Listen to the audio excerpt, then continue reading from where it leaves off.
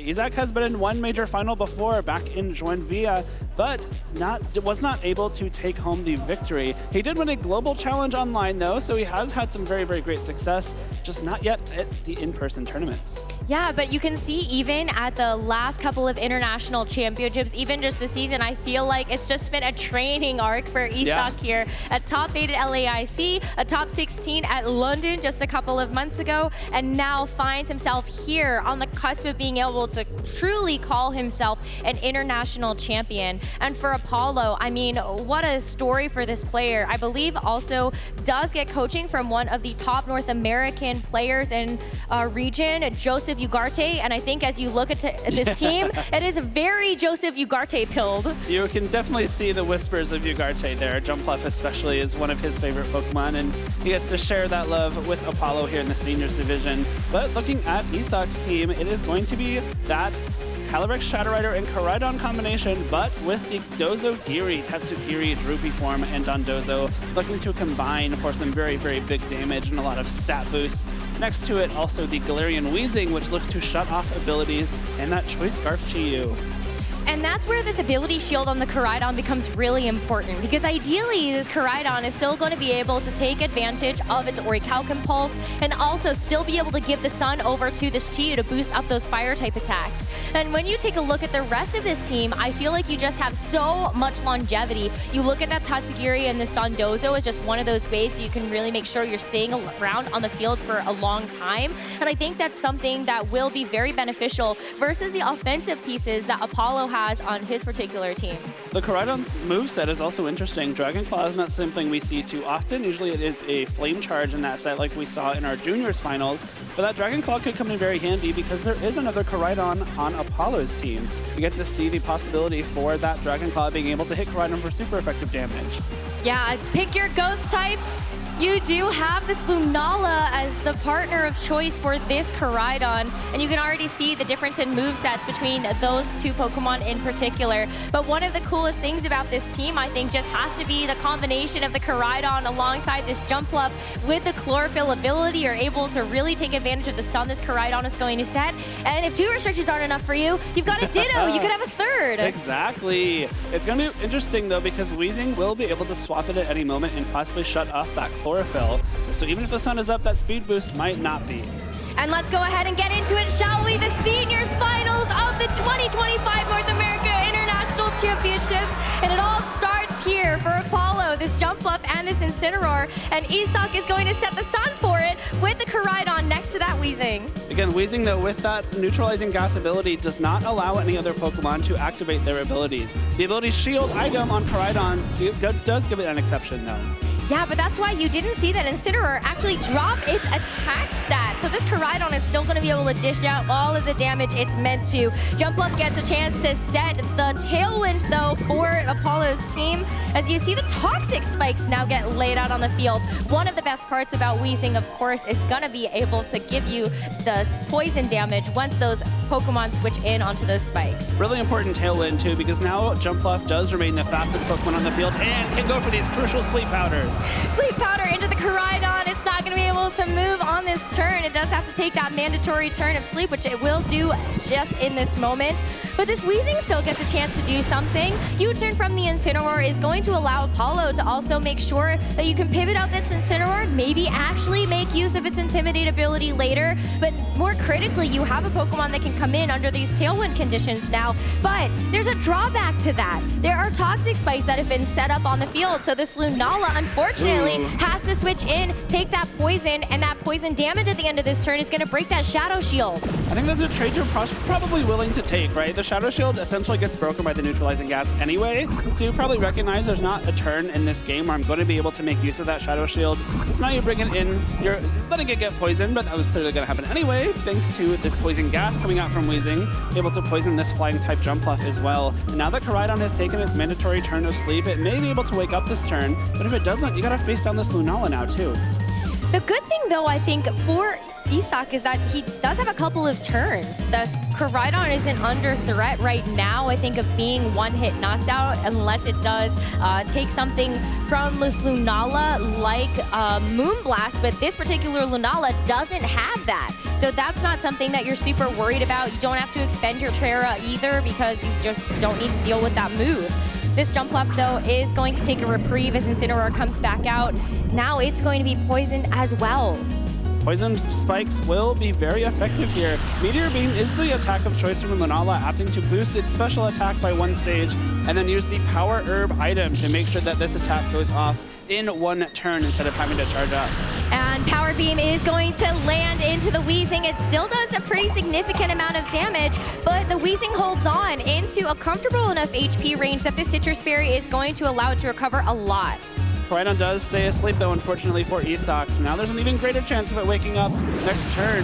But this Incineroar coming in, you have the ability to fake it out once again and prevent it from attacking even further. A great use of these pivots options from Apollo just to make sure that you're always in control. That first Tailwind on the beginning of the game will be running out after this coming turn, though. So you have to wonder, if you want to get that Jumpluff back in, you're going to have to find a way to get it another free turn because its Chlorophyll remains shut off by Weezing. I do kind of wonder, then, if you want to go for the U-turn on the Incineroar instead. That way you are making sure that those turns do line up with the end of this Tailwind. You have the Jumpluff to come back in and set it up on the next turn.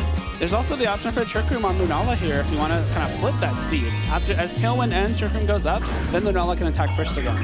We do have a Terrestrialization, and what a great time to use it. This Lunala did get that +1 special attack with that Meteor Beam usage on the turn before, and being able to have this Water Terra is going to help you resist some of these Fire-type attacks, but Koraidon isn't going to go for that for now. Wakes up, goes for the Protect, just to make sure you've bought yourself another turn. And a double Protect here, making sure you're not going to take a Fake Out. Wanting to stall out this final turn of Tailwind, and there is no Trick Room from this Lunala, so a little bit Gambit there from Isak that does end up paying off.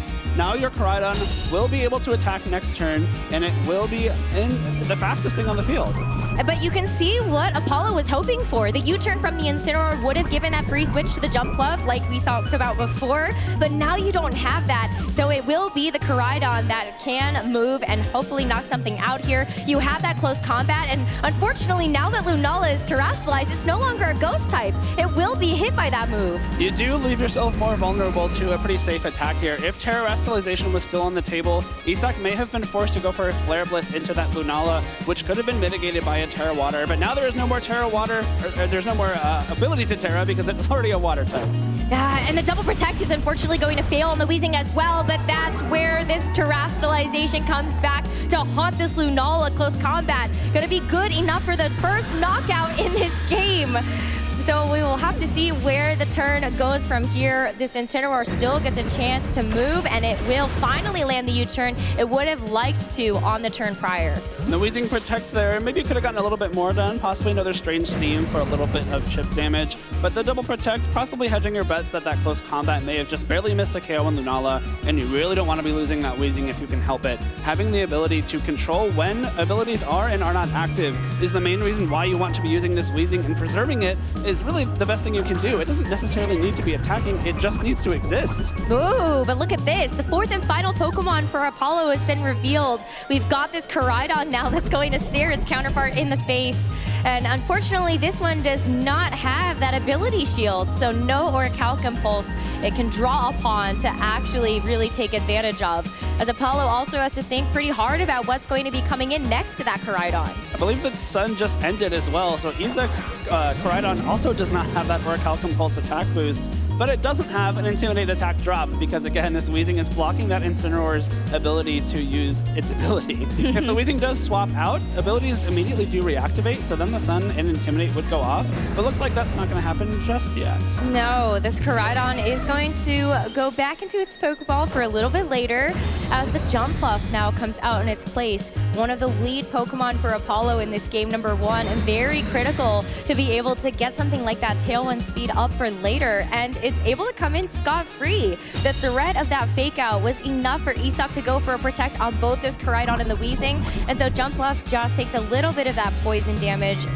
for all of its troubles. And this Jumpluff is not carrying Protect. It has the Attack, Leaf Storm, and then 3 supportive moves in Sleep Powder, Tailwind, and Rage Powder. So if Isaac wants to target this Jumpluff with his Koraidon, if it is trained to be a little bit faster, of course Jumpluff isn't necessarily faster than Koraidon normally, but depending on training, might have been a little bit of a risky speed interaction there.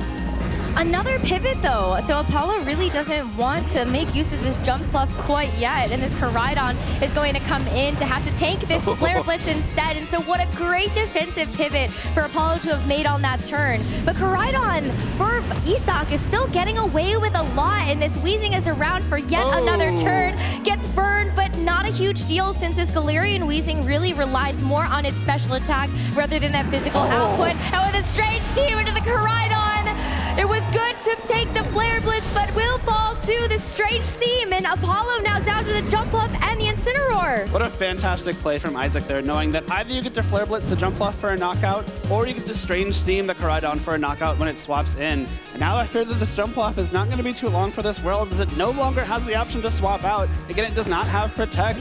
Based on the Jumpluff swapping out there, it's probably reasonable to assume Apollo thinks the Jumpluff will in fact be slower than the Koraidon. And if that's the case, one Flare Blitz will leave Apollo with just a very, very unhealthy Incineroar. And you already have been able to save this Terrestrialization as well, so this Koraidon can make sure it's going to be taking even less from something like a Flare Blitz from Apollo's own Incineroar, and you will not be taking as much from this Jumpluff either. I believe the attack of choice here is that Leaf Storm. Yep. So it comes down to this, I think, for Isak to seal up this game number 1. Koraidon, if it gets a chance to attack first, will take another KO with this Flare Blitz. And Incineroar is a very, very good Pokemon, just unfortunately not good enough to 1v4. We haven't even seen Isaac's 2 back Pokemon yet. This Weezing and Koraidon have put in so much work. That's the power duo right there for Isak's team. But now let's see this Terrestrialization and how much this Koraidon can get done with this extra bit of damage on top for these Flare Blitzes. Just for good measure, going for this Fire-type Terrestrialization. I do think Flare Blitz would have been more than enough off the bat, but let's just make sure, right? Yes, and that's why we see Isak still playing it safe. Doesn't want to actually have too many issues if you open yourself to something like a critical hit, so this Weezing does keep itself protected. And that's going to help make sure that this ability is going to stay on the field. Jumpluff is unfortunately going to get knocked down here with the Rage Powder redirecting that Flare Blitz. And so Justice and Incineroar left in this game number 1 for Apollo. It's a really smart protection from the Weezing there too. If it is able to survive burn damage from this turn, that guarantees that Isaac won't have to reveal either of his back 2 Pokemon, which is a huge bit of information you get to conceal from Apollo. I think it's going to be able to survive. It sure is. So now this Incineroar does not have a way to protect. I guess even if it did, it just gets knocked out by poison. So Isaac has successfully withheld some really important information from Apollo here. He takes a massive 4-0 victory in this first game with the 2 Pokemon he started the game with.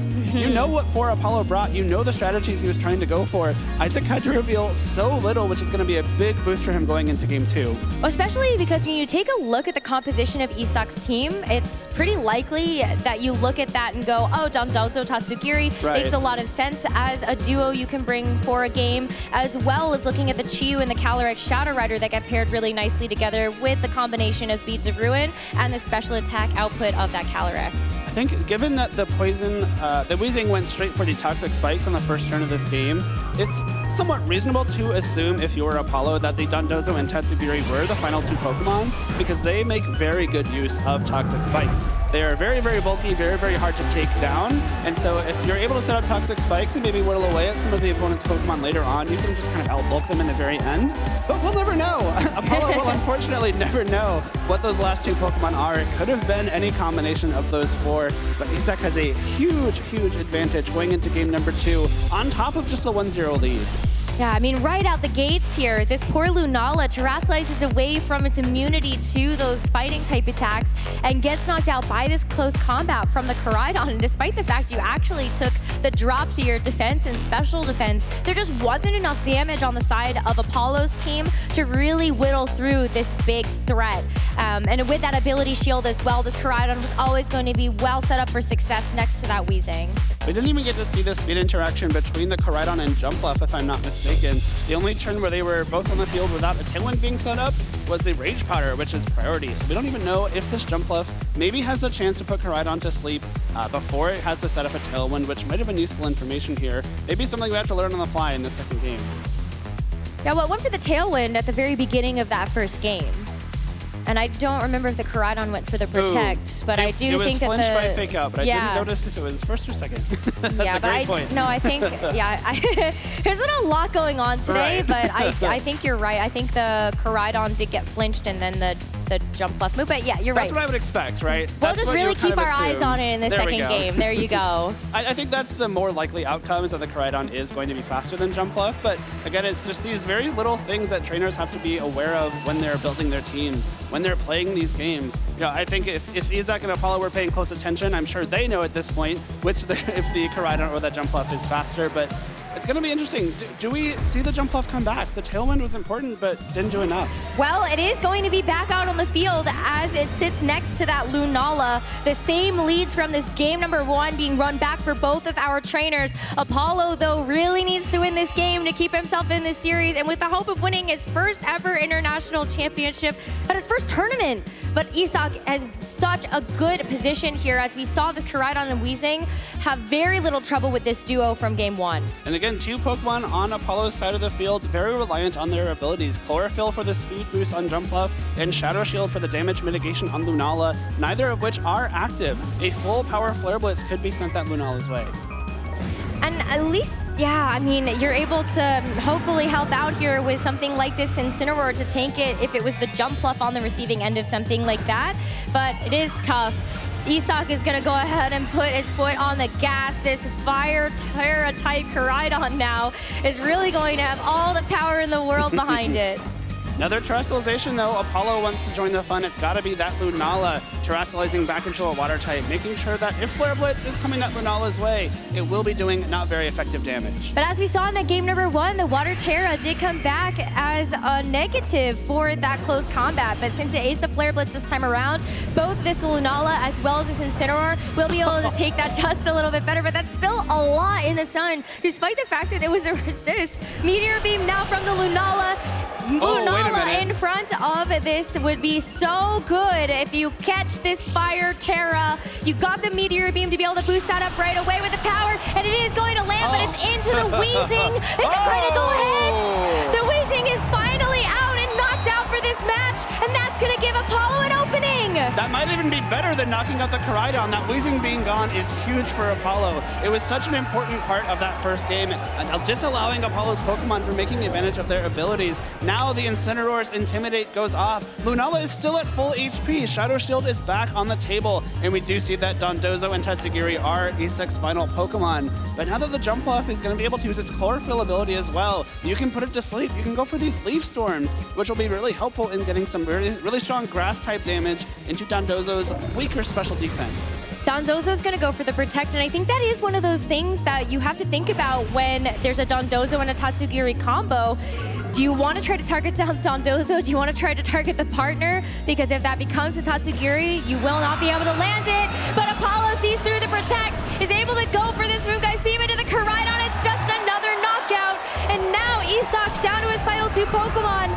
This Dondozo is going to be left all on its lonesome with this partner. What a swing in momentum for Apollo here. A massive last couple of turns that have allowed him to take control of this game.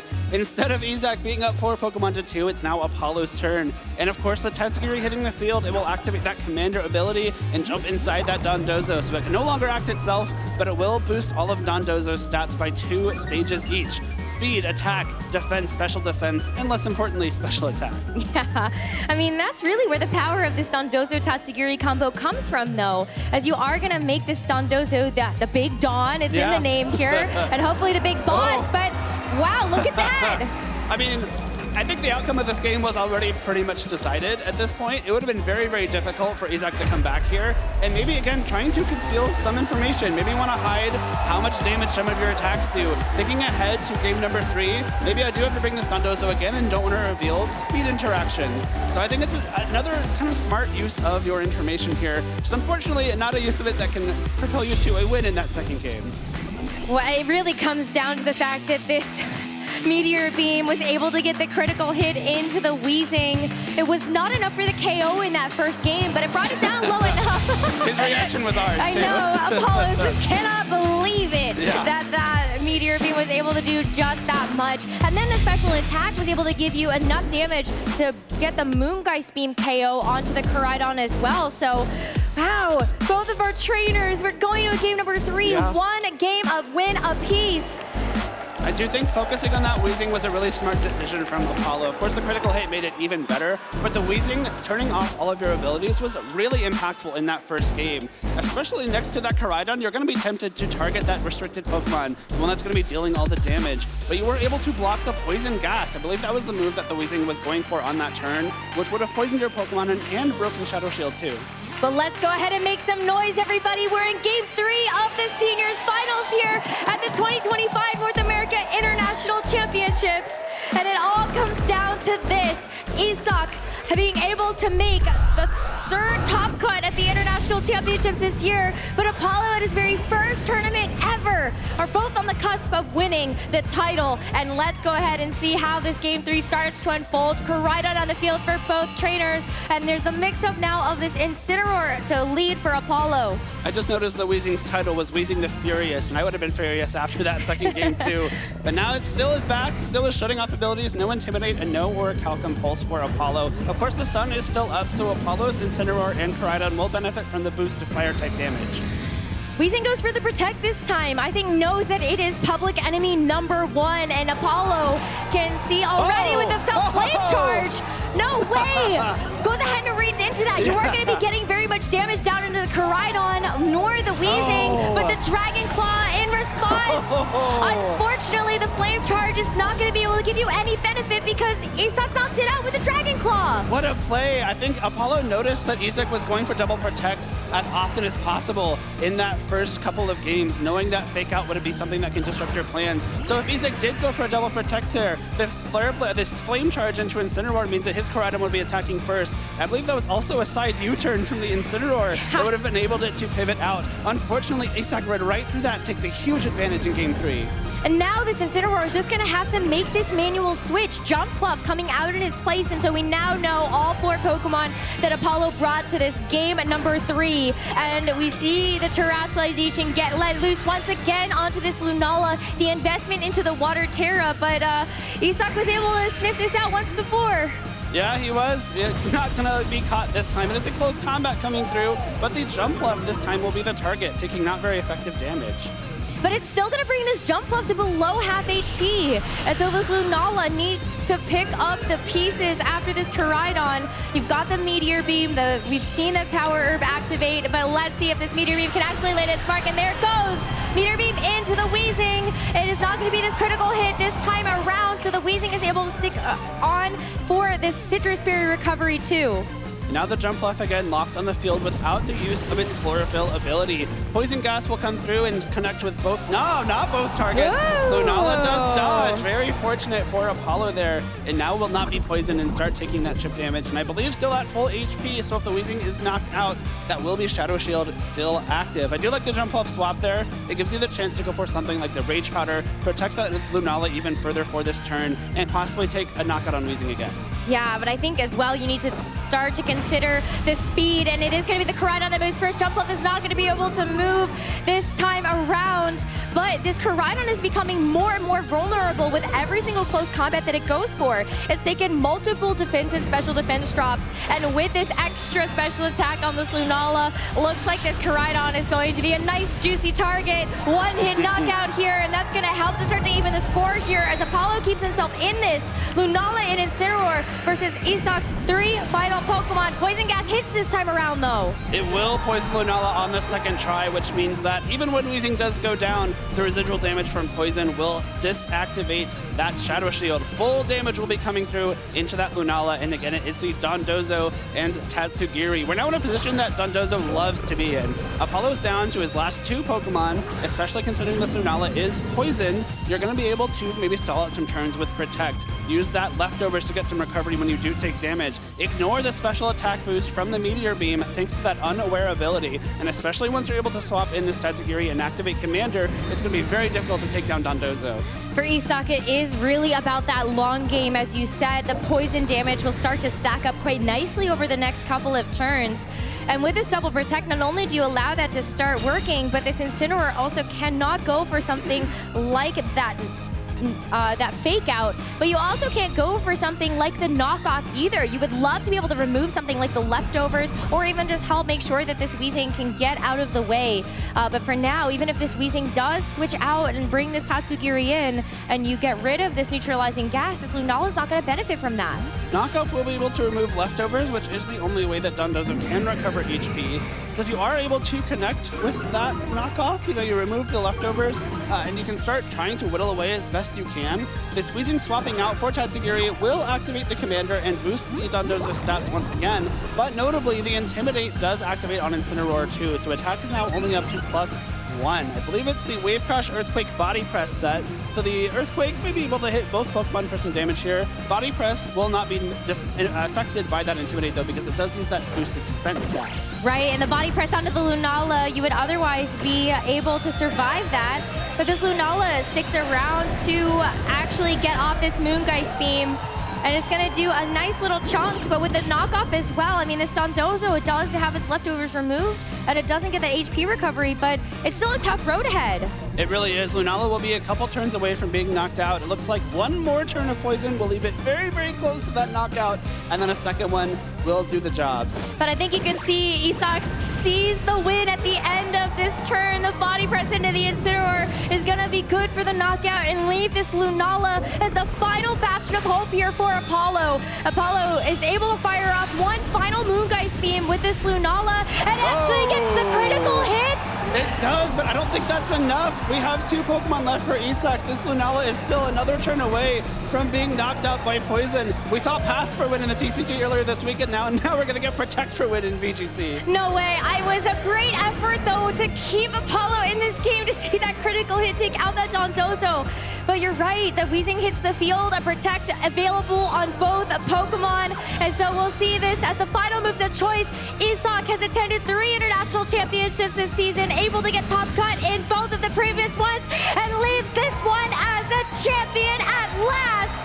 Congratulations to Isak Moreira, your 2025 North America International Champion. Lunala finally goes down. It is official. We have a new champion here in New Orleans. What a wonderful embrace between those 2 trainers, and of course a fantastic tournament from Apollo Stevens as well. But Isak Moreira, your champion here after an incredible 3-game set. What a great effort, though, by both of our trainers. Commiserations to Apollo. You made it to the finals of your first ever Pokemon tournament. That's crazy.